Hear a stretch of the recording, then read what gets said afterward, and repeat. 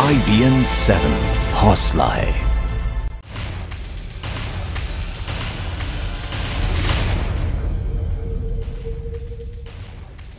नमस्कार, स्वागत है आप सभी का IBN 7 में। मैं हूं आपके साथ किटी बहल। आप देख रहे हैं हमारा खास बुलेटिन सारा देश 100 खबरें। नमस्कार, आपके साथ मैं हूं तेजस्वी चंडोक नैयर। हमारा ये खास बुलेटिन आपके लिए जिसमें होंगी देश की 100 बड़ी खबरें। तो जान लीजिए देश दुनिया का हाल।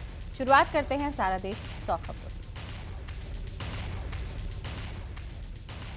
जम्मू कश्मीर के पुलवामा जिले के त्राल इलाके में मुठभेड़ के दौरान सेना के कर्नल एमएन राय और एक हेड कांस्टेबल शहीद हो गए। मुठभेड़ में सेना ने हिजबुल मुजाहिदीन के 2 आतंकियों को भी मार गिराया। शहीद कर्नल एमएन राय 42 राष्ट्रीय राइफल्स के सीईओ थे। श्रीनगर में आज सुबह, माफ करिएगा, श्रीनगर में सुबह हमने कल देखा किस तरीके से 9:15 बजे शहीद कर्नल को यहां पे वो शहीद हुए थे आतंकवादियों से लोहा लेते हुए, और आज उनको श्रद्धांजलि दी जाएगी। जम्मू कश्मीर के पुलवामा जिले के त्राल में सेना को कुछ आतंकियों के छिपे होने की सूचना मिली थी। सेना को जानकारी मिली थी कि हिजबुल का एक आतंकी इस इलाके में छिपा हुआ है, जिसके बाद सेना ने आतंकियों को ढूंढने के लिए सर्च ऑपरेशन चलाया। जम्मू कश्मीर पुलिस के 44 राष्ट्रीय राइफल की टुकड़ी इस ऑपरेशन की अगुवाई कर रही थी। इस दौरान छिपे हुए आतंकियों को फायरिंग शुरू की गई। आतंकियों और सुरक्षा बलों की इस मुठभेड़ में 2 आतंकवादी भी मारे गए। कर्नल एमएन राय यूपी के गाजीपुर के डेडगांवा गांव के रहने वाले थे। कर्नल के परिवार में इनके 2 भाई हैं और वो भी सेना में ही तैनात हैं। इसके अलावा उनके 3 बच्चे भी हैं। शहीद के गांव में मातम पसरा है। शहीद कर्नल एमएन राय को कश्मीर के काउंटर इंसर्जेंसी ऑपरेशन के लिए 26 जनवरी को ही युद्ध सेवा मेडल से सम्मानित किया गया था। इससे पहले पिछले साल भी कर्नल राय को उनकी बहादुरी के लिए गैलेंट्री अवार्ड से सम्मानित किया गया था। पुलवामा के त्राल में मुठभेड़ की घटना की बीजेपी ने निंदा की है। बीजेपी नेता नलिन कोहली के मुताबिक पाकिस्तान के दोहरे मापदंड सामने आए हैं। राष्ट्रपति ओबामा का दौरा खत्म होते ही इस घटना को अंजाम दिया गया। नलिन कोहली के मुताबिक नरेंद्र मोदी सरकार सुरक्षा के हर कदम उठाएगी। वहीं डिफेंस एक्सपर्ट के मुताबिक पाकिस्तान अपनी गलतियों से कुछ नहीं सीख रहा है और लगातार गलतियां करता जा रहा है। सीमा पर पाकिस्तान ने रात 10 से 12 बजे के बीच जबरदस्त फायरिंग की। करीब 12 बजे के बाद ये फायरिंग बंद हो गई। 12 बजे के बाद रात भर फायरिंग नहीं हुई। अमेरिकी राष्ट्रपति ओबामा की यात्रा से जला भुना पाकिस्तान न्यूक्लियर सप्लाई ग्रुप में भारत की सदस्यता का विरोध कर रहा है। पाक ने कहा है कि भारत और अमेरिका के बीच परमाणु समझौता राजनीतिक और आर्थिक हितों के लिए किया गया है। पाकिस्तान के प्रधानमंत्री के राष्ट्रीय सुरक्षा सलाहकार सरताज अजीज ने मंगलवार को कहा कि पाकिस्तान चाहता है कि अमेरिका दक्षिण एशिया में सामरिक स्थिरता और संतुलन के लिए सकारात्मक भूमिका निभाए। पाकिस्तान ने कहा है कि इस न्यूक्लियर डील से दक्षिण एशिया का शक्ति संतुलन बिगड़ेगा और पाकिस्तान अपनी हिफाजत के सारे अधिकार सुरक्षित रखता है। भारत को न्यूक्लियर सप्लाई ग्रुप यानी कि NSG में शामिल करने की मंशा जाहिर करने वाले एक बयान पर टिप्पणी करते हुए अजीज ने कहा कि इस तरह का कोई भी कदम पहले से नाजुक सामरिक स्थिरता से जूझ रहे दक्षिण एशिया को और भी प्रभावित करेगा। अजीज ने भारत को संयुक्त राष्ट्र सुरक्षा परिषद में स्थायी सीट दिए जाने का कड़े शब्दों में विरोध करते हुए कहा, भारत ने अंतर्राष्ट्रीय शांति और सुरक्षा के मुद्दे पर संयुक्त राष्ट्र सुरक्षा परिषद के नियमों का उल्लंघन किया है। संयुक्त राष्ट्र सुरक्षा परिषद में स्थायी सदस्यता के लिए भारत के दावे पर अमेरिकी मुहर का भी पाकिस्तान ने ऐतराज जताया। वहीं चीन की तरफ से जारी बयान में कहा गया है कि भारत को परमाणु परिवार में शामिल होने के लिए और कदम उठाने होंगे। चीन के राष्ट्रपति शी जिनपिंग ने एक तरफ भारत के साथ आपसी संबंध मजबूत करने की इच्छा भी जताई है। दूसरी ओर चीन ने पाकिस्तान को पक्का और पुराना दोस्त बताया है। अमेरिकी राष्ट्रपति ओबामा के भारत दौरे पर चीन की सरकारी मीडिया ने जमकर टिप्पणी की है। चीन ने जोर देकर कहा कि नई दिल्ली को एक अहम साझेदार के तौर पर बीजिंग की जरूरत है। पहली बार प्रधानमंत्री नरेंद्र मोदी और अमेरिकी राष्ट्रपति बराक ओबामा ने एक साथ देशवासियों से अपने विचार रेडियो के जरिए साझा किए। मन की बात में पहली बार साथ साथ देश को संबोधित करते हुए ओबामा और मोदी ने देशवासियों के सवालों के एक एक कर जवाब दिए। आपको बता दें कि आज सुबह 9 बजे प्रादेशिक भाषाओं में मन की बात का प्रसारण किया जाएगा। अपने 3 दिन के दौरे के आखिरी दिन अमेरिकी राष्ट्रपति बराक ओबामा ने सिरीफोर्ट ऑडिटोरियम में एक सभा को संबोधित किया। India and America the future we can wheel together विषय पर बोलते हुए ओबामा ने अपने संबोधन की शुरुआत नमस्ते से की। ओबामा ने कहा कि वो अमेरिका के लोगों का प्यार लेकर आए हैं। इसके साथ ही उन्होंने भारत अमेरिका के रिश्ते के एक नए युग की शुरुआत को बताया है। इस समय को प्रधानमंत्री नरेंद्र मोदी के गणतंत्र दिवस के न्योते का सम्मान व्यक्त करते हुए उन्होंने कहा कि भारतीय गणतंत्र दिवस पर शामिल होना सम्मान की बात है। धर्म पर बात करते हुए अमेरिकी राष्ट्रपति ओबामा ने कहा कि महात्मा गांधी कहते थे कि सभी धर्म एक ही पेड़ के फूल हैं। धर्म का गलत इस्तेमाल नहीं होना चाहिए। धर्म के नाम पर नहीं बचेगा भारत तो जरूर तरक्की करेगा। ओबामा ने कहा कि हमारे देशों में मिलकर आतंकवाद को झेला है और इसके साथ साथ चलने की अब जरूरत आ गई है। उन्होंने कहा कि भारत सफल तभी होगा जब वह धार्मिक आधार पर बटेगा नहीं। ओबामा ने कहा कि हर व्यक्ति को किसी भी तरह के डर के बिना अपने धर्म का पालन करने का अधिकार है और हमें समाज को बांटने वाले तत्वों से सावधान रहना होगा। सिरीफोर्ट ऑडिटोरियम में ओबामा ने हिंदी फिल्म दिलवाले दुल्हनिया ले जाएंगे का मशहूर डायलॉग बोलकर सबका दिल जीत लिया। और ओबामा ने एक बार फिर भारतीय लोकतंत्र की तारीफ करते हुए उसकी ताकत से पूरी दुनिया को परिचित कराया। भारत के लोकतंत्र की तारीफ करते हुए ओबामा ने कहा कि ये भारत के लोकतंत्र की ही ताकत है कि एक चाय वाला प्रधानमंत्री बन जाता है। राष्ट्रपति ओबामा ने बार बार भारत की महानता का जिक्र किया। इसके साथ उन्होंने संबोधन में अभिनेता शाहरुख खान, मिल्खा सिंह, मैरी कॉम और बाबा साहब अम्बेडकर का भी जिक्र किया। अपने संबोधन के दौरान अमेरिकी राष्ट्रपति ओबामा ने देश की प्रगति में नारी शक्ति की भूमिका पर जोर दिया। भारत से अमेरिका की दोस्ती को और मजबूती देते हुए अमेरिकी राष्ट्रपति ओबामा ने निवेश के क्षेत्र में बड़ा ऐलान किया। ओबामा ने बुनियादी सेवाओं में अमेरिका की तरफ से $4 बिलियन के निवेश का ऐलान किया। इससे पहले सोमवार को सीईओ समिट में ओबामा ने भारतीय और अमेरिकी दोनों तरफ से हो रहे निवेश का जिक्र किया। ओबामा ने जोर देकर कहा है कि भारत में व्यापार की अपार संभावनाएं हैं। IBN 7 से बात करते हुए मिल्खा सिंह ने तुलना करते हुए कहा कि जिस तरह से मोदी और ओबामा निचले स्तर से उठे हैं वैसे ही वो भी हैं। वहीं मैरी कॉम ने ओबामा के नाम लिए जाने पर खुशी जाहिर की। ऑडिटोरियम में बोलते हुए ओबामा ने एक भारतीय छात्र विशाल का जिक्र किया जो मुश्किल परिस्थितियों में अपनी पढ़ाई कर रहा है। उन्होंने कहा कि विशाल मेहनतकश भारतीयों में से एक है और सबके लिए प्रतीक थी। संबोधन के दौरान ओबामा ने विशाल का नाम लिया तो कार्यक्रम खत्म होने के बाद खुद वो और मिशेल विशाल के पूरे परिवार से मिले। IBN 7 से बात करते हुए ओबामा से मुलाकात की खुशी विशाल और उसके पूरे परिवार के चेहरे पर झलक रही थी। विशाल ने कहा कि ओबामा से हाथ मिलाते हुए वो नर्वस हो गए थे। ओबामा ने सिरीफोर्ट ऑडिटोरियम में नोबेल पुरस्कार विजेता कैलाश सत्यार्थी से भी मुलाकात की। कैलाश के साथ ओबामा उनकी संस्था बचपन बचाओ आंदोलन के छुड़ाए गए 3 बच्चों से भी मिले। मुलाकात के बाद सत्यार्थी ने IBN 7 से बात की। सत्यार्थी ने बताया कि उन्होंने ओबामा से कहा कि उनके बीच की दोस्ती खत्म नहीं होनी चाहिए बल्कि साथ मिलकर काम करना चाहिए।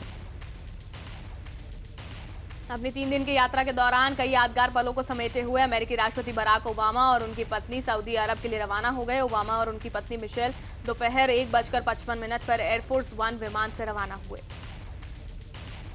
ओबामा सऊदी अरब के दिवंगत शाह अब्दुल्ला के परिजनों से मिलकर अपनी संवेदना प्रकट करेंगे। राष्ट्रपति बराक ओबामा ने प्रधानमंत्री नरेंद्र मोदी और भारत की जनता को इस यादगार यात्रा के लिए धन्यवाद किया। प्रधानमंत्री मोदी ने अमेरिकी राष्ट्रपति बराक ओबामा को भारत आकर गणतंत्र दिवस के मुख्य अतिथि के रूप में सम्मिलित होने पर ट्वीट कर शुक्रिया अदा किया। वहीं गणतंत्र दिवस पर भारतीयों की तरफ से राष्ट्रपति बराक ओबामा के दमदार स्वागत पर व्हाइट हाउस की तरफ से भी ट्वीट कर शुक्रिया अदा किया गया।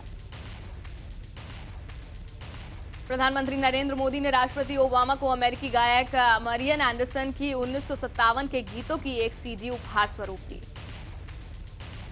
एंडरसन ने ऑल इंडिया रेडियो को एक इंटरव्यू दिया था जिसे एक CD में संकलित करके ओबामा को भेंट किया गया। साथ ही पीएम मोदी ने ओबामा को 26 जनवरी 1950 को जारी किए गए डाक टिकट की वास्तविक प्रति भी भेंट की। सऊदी अरब में सिर न ढकने पर राष्ट्रपति बराक ओबामा की पत्नी मिशेल ओबामा की सोशल मीडिया में निंदा हो रही है। बताया जा रहा है सऊदी के राष्ट्रीय चैनल ने मिशेल ओबामा की शक्ल टीवी पर नहीं दिखाई। हालांकि सऊदी सरकार ने ऐसा होने से इंकार किया है। पैसे लेकर वोट देने वाले बयान पर आम आदमी पार्टी के संयोजक अरविंद केजरीवाल ने चुनाव आयोग को जवाब दिया है। केजरीवाल ने सफाई दी है कि वो सिर्फ तथ्य उजागर कर रहे थे कि पैसे लेकर वोट देने की कोशिश की जाती है। केजरीवाल ने कहा कि अगर चुनाव आयोग कहेगा कि ऐसा बयान ना दिया जाए तो वो आगे से नहीं देंगे। आपको बता दें 23 जनवरी को अरविंद केजरीवाल ने एक बार फिर पैसे लेकर वोट देने वाला बयान दिया था। दिल्ली में सियासी घमासान एक बार फिर से अब अपने चुनाव आयोग की चौखट तक पहुंच गया है। कांग्रेस के बाद अब बीजेपी भी घूस के लिए उकसाने के मामले में चुनाव आयोग का दरवाजा खटखटा रही है। बीजेपी के मुताबिक चुनाव आयोग ने उन्हें कार्रवाई का भरोसा दिया है। दिल्ली बीजेपी के अध्यक्ष सतीश उपाध्याय का कहना है कि चुनाव आयोग को केजरीवाल टूथलेस बॉडी समझते हैं। दिल्ली में बीजेपी की मुख्यमंत्री उम्मीदवार किरण बेदी को नोटिस भेजा है। नोटिस में कहा गया है कि आम आदमी पार्टी ने बिना पूछे किरण बेदी की फोटो का इस्तेमाल पोस्टर में किया।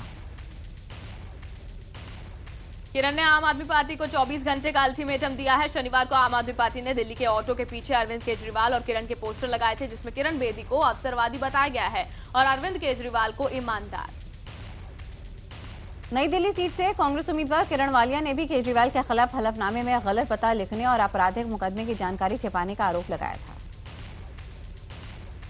किरण वालिया ने आपराधिक मुकदमे को लेकर अपनी शिकायत में कहा था कि नई दिल्ली सीट से आम आदमी पार्टी की ओर से नामांकन दाखिल करने वाले अरविंद केजरीवाल ने खुद के ऊपर दर्ज आपराधिक मुकदमे की जानकारी आयोग को दिए हलफनामे में छिपाई है।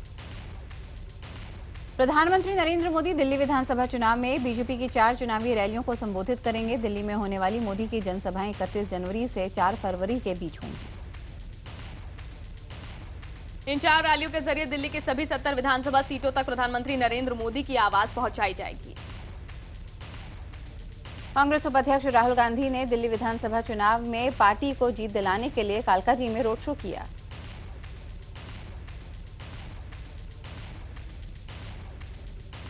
प्रदेश कांग्रेस कमेटी ने इससे पहले दिल्ली में राहुल गांधी की रैलियों की संख्या कम होने की वजह से उनसे रोड शो करने की गुजारिश की। बीजेपी के राष्ट्रीय अध्यक्ष अमित शाह ने दिल्ली चुनाव के मद्देनजर मंत्रियों और बड़े नेताओं की यहां पे जिम्मेदारी लगाई है। एक खास बैठक हुई है जिसमें बताया जा रहा है कि इस बैठक में दिल्ली जीतने की रणनीति पर चर्चा हुई है। मीटिंग के दौरान किस नेता को कौन सी जिम्मेदारी दी जाएगी, इस पर भी चर्चा की गई। बीजेपी कोर ग्रुप की बैठक में आरएसएस के प्रतिनिधि के साथ ही जेपी नड्डा, राज्यवर्धन सिंह राठौर, राधा मोहन सिंह समेत 20 से ज्यादा नेता मौजूद थे। सूत्रों का कहना है कि बीजेपी अध्यक्ष अमित शाह ने फैसला किया है कि वित्त मंत्री अरुण जेटली दिल्ली चुनाव तक हर रोज प्रदेश बीजेपी दफ्तर में बैठेंगे। वो चुनाव में जुटे नेताओं, मंत्रियों और कैंपेन मैनेजरों को गाइड करेंगे। उत्तर पूर्वी दिल्ली में किरण बेदी के रोड शो के दौरान हादसा हो गया। सड़क किनारे खड़ी एक कार में आग लग गई। अब एक सरकारी विज्ञापन को लेकर सियासत तेज हो गई है। आरोप है कि सरकार ने प्रस्तावना से सोशलिस्ट और सेक्युलर शब्द को उड़ा दिया है। हालांकि सूचना प्रसारण राज्य मंत्री ने बताया है कि संविधान लागू होने के प्रस्तावना को रखा गया था। सूचना प्रसारण राज्य मंत्री ने मनमोहन सरकार के दौरान जारी ऐड भी दिखाया। उस दौरान भी सरकारी ऐड में ये दोनों शब्द गायब थे। अपने कार्टून के जरिए कॉमन मैन की तकलीफ और उनकी बात करने वाले आर.के. लक्ष्मण का अंतिम संस्कार पुणे के बैकुंठ गृह में किया गया। लक्ष्मण का अंतिम संस्कार पूरे राजकीय सम्मान के साथ किया गया। उनके पार्थिव शरीर के दर्शनों के लिए मुख्यमंत्री फडणवीस सहित तमाम राजनेताओं और उनके चाहने वालों का तांता लगा रहा। सोशल नेटवर्किंग साइट फेसबुक और इंस्टाग्राम की सर्विस करीब 1 घंटे तक ठप रही। हालांकि इस वजह से यूजर्स को भारी परेशानी का सामना करना पड़ा। 1 घंटे तक फेसबुक के होम पेज पर sorry something went wrong message दिखाई दिया। अमेरिका के उत्तर पूर्वी इलाकों में जबरदस्त बर्फबारी हो रही है। इस वजह से 5000 उड़ानों को रद्द किया गया है। प्रभावित इलाकों में इमरजेंसी घोषित कर दी गई है। अमेरिकी कोस्ट गार्ड ने एक प्लेन का हैरत अंगेज वीडियो जारी किया है। इस वीडियो में छोटे से प्लेन को गिरते हुए दिखाया गया। प्लेन के गिरते ही पायलट ने फौरन पैराशूट खोल दिया और अपनी जान बचाई। राजस्थान के राज्यपाल कल्याण सिंह को हिमाचल प्रदेश का अतिरिक्त प्रभार दिया गया है।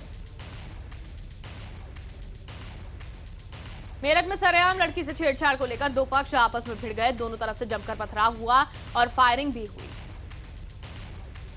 मध्य प्रदेश की राजधानी भोपाल में एक युवक का शव फंदे से लटका मिला है। शव देखते ही वहां हड़कंप मच गया। सूचना मिलने के बाद मौके पर पहुंची पुलिस ने शव को कब्जे में लेकर जांच शुरू कर दी। दिल्ली के पीतमपुरा में 9 जनवरी को लूट के दौरान की गई हत्या का सीसीटीवी फुटेज सामने आया। फुटेज में साफ दिख रहा है किस तरह बदमाश लूट के दौरान शख्स की गोली मारकर हत्या कर गए।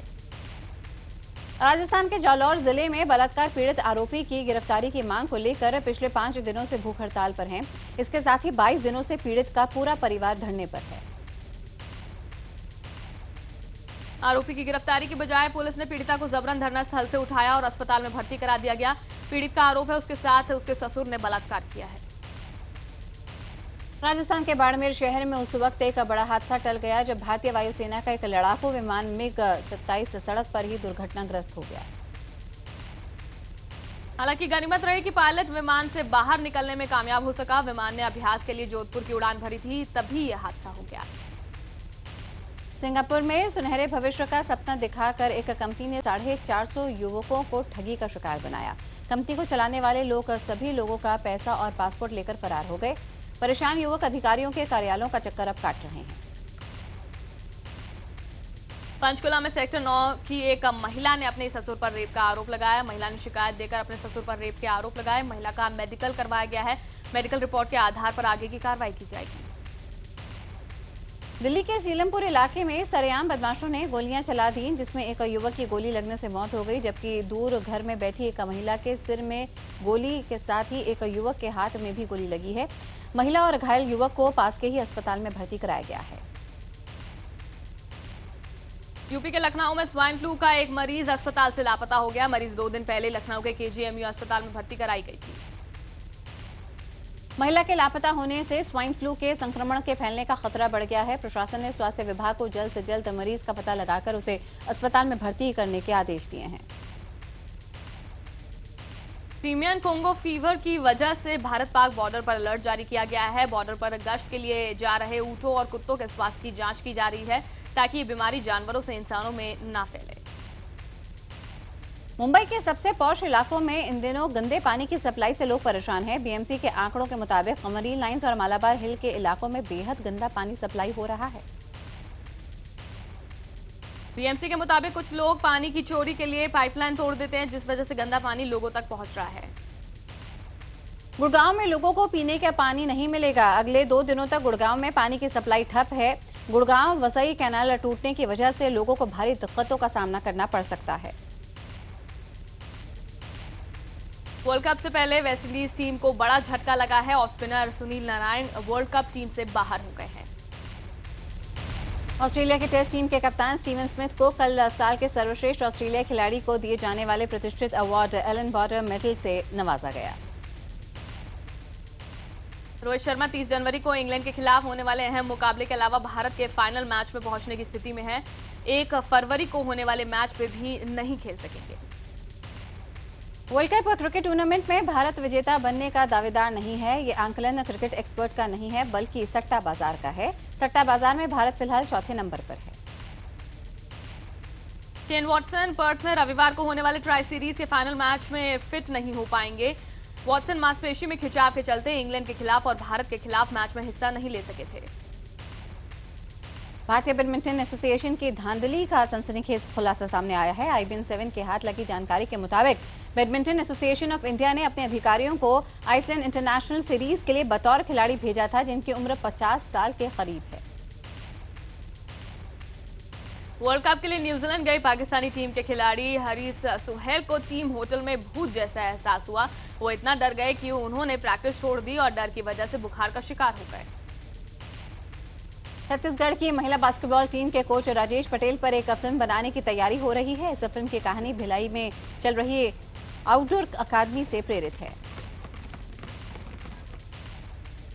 दक्षिण अफ्रीका और वेस्टइंडीज के बीच सीरीज का 5वां और आखिरी वनडे मैच आज खेला जाएगा। पिछले मैच में लगातार 3 मैच हारने के बाद वेस्टइंडीज ने पहली जीत दर्ज की थी। ऑस्ट्रेलियन ओपन में बड़ा उलटफेर देखने को मिला है। विश्व के नंबर 3 खिलाड़ी राफेल नडाल क्वार्टर फाइनल में हारकर बाहर हो गए हैं। नडाल को चेक रिपब्लिक के थॉमस बारिच ने सीधे सेटों में 6-2, 6-0, 7-6 से हरा दिया। दुनिया की नंबर 2 खिलाड़ी मारिया शारापोवा साल के पहले ग्रैंड स्लैम के सेमीफाइनल में पहुंच गई हैं। 2008 की चैंपियन शारापोवा ने कनाडा की 19 साल की यू जूनी को बड़ी आसानी से 78 मिनट में हरा दिया। राजस्थान के झुंझुनू में बजरंगी भाईजान की शूटिंग के लिए सेट पर जाते समय सलमान के साथ कुछ बाइक सवारों ने बदतमीजी की। काफी देर तक बाइक सवार सलमान की मर्सिडीज का पीछा करते रहे। बाद में एक बाइक सवार ने हद कर दिया और अचानक कार के सामने आ गया। बदतमीजी से भड़के सलमान खान ने खुद कार से बाहर निकलकर इन लड़कों को दौड़ा दिया। बाद में गांव वालों के माफी मांगने और समझाने बुझाने के बाद दबंग सलमान शांत हुए। राजकुमार हिरानी संजय दत्त के जीवन पर फिल्म बनाने को लेकर रोमांचित हैं। राजकुमार हिरानी इन दिनों संजय दत्त की बायोपिक पर काम कर रहे हैं। संजय ने उन्हें 25 दिन तक अपनी जिंदगी की कहानी सुनाई, जिसे हिरानी पूरी ईमानदारी के साथ लिख रहे हैं। इस क्रिसमस यानी 25 दिसंबर को शाहरुख खान और रोहित शेट्टी की फिल्म फैन रिलीज हो सकती है। फिल्म का क्लाइमैक्स अभी शूट हो रहा है और मई से पोस्ट प्रोडक्शन का काम शुरू होगा। ऋतिक रोशन मेडिकल लीव के बाद वापस शूटिंग पर आ गए हैं। ऋतिक ने डॉक्टरों के कहने पर कुछ दिन की छुट्टी ली थी और अब वो आशुतोष गोवारकर की फिल्म मोहनजोदाड़ो की शूटिंग में जुट गए हैं। इरफान खान ने फिल्म पीकू के लिए एक हॉलीवुड फिल्म छोड़ दी है। सुनने में आया है ये इंग्लिश फिल्म उन्हें पीकू की शूटिंग के दौरान ऑफर हुई, लेकिन वो अपनी डेट्स पीकू को दे चुके थे। प्रियंका चोपड़ा एक बार फिर अजय देवगन के साथ फिल्म करने वाली हैं। 10 साल बाद फिल्म गंगाजल 2 में अजय देवगन की हीरोइन बनेंगी काजोल। फिल्म में प्रियंका एक पुलिस वाले के किरदार में हैं। पाकिस्तानी एक्टर और सिंगर अली जफर पेशावर हमले में मारे गए मासूम बच्चों को एक संगीत में श्रद्धांजलि देंगे। उड़ेंगे नाम के इस वीडियो पर काम चल रहा है और जल्द ही इसे रिलीज किया जाएगा। सुनने में आ रहा है कि आदित्य रॉय कपूर ने तिग्मांशु धूलिया की फिल्म मिलन टॉकीज छोड़ दी है। दावते इश्क के बाद आदित्य शायद किसी छोटे शहर के लड़के का किरदार निभाने से डर रहे हैं। चलिए फिलहाल इसी के साथ सारा देश 100 खबरों में आज के लिए बस इतना।